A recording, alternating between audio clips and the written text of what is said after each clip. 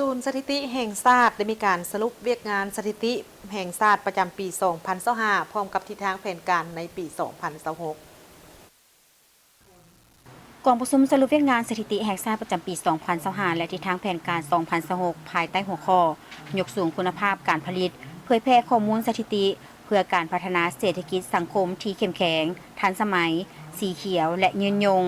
กล่าวเปิดกองประชุมโดยทานนางเพชรสมรสอนหัวหน้าศูนย์สถิติแห่งชาติมีผู้ต่างหน้าจากกระทรวงและแขนงการต่างๆบรรดากลุ่มภายในกระทรวงการเงินและผู้แทนจาก 18 แขวงทั่วประเทศ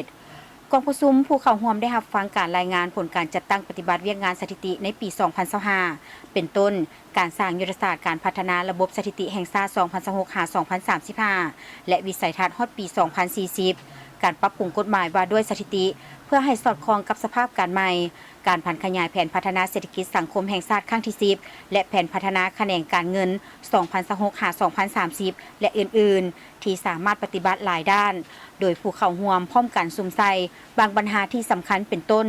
ยกสูงคุณภาพและความทันเวลาเน้นให้ยกสูงคุณภาพการเก็บกำการผลิตและเผยแพร่ข้อมูลสถิติทางการให้มีความครบถ้วนถูกต้องและทันเวลาเพื่อเป็นบอนอิงที่นักแน่นให้แก้การวางนโยบายและการติดตามประเมินผลการพัฒนาประเทศการหันเป็นทันสมัยสุกยู่การนำใช้เทคโนโลยีเข้าในการสร้างฐานข้อมูลใหญ่ Big Data และการเชื่อมโยงฐานข้อมูลระหว่างแขนงการท้องถิ่นให้เป็นระบบเดียวกันพัฒนาสถิติแบบใหม่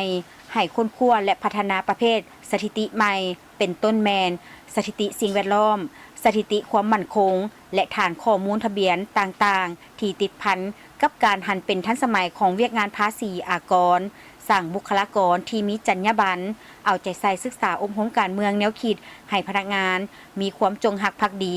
มีจรรยาบรรณในอาชีพและรับประกันความโปร่งใสของตัวเลขสถิติเพราะข้อมูลที่ผิดพลาดจะนำไปสู่การตัดสินใจ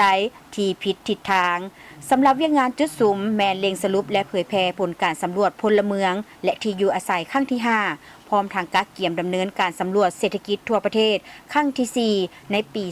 2026 ให้สำเร็จตามแผนการ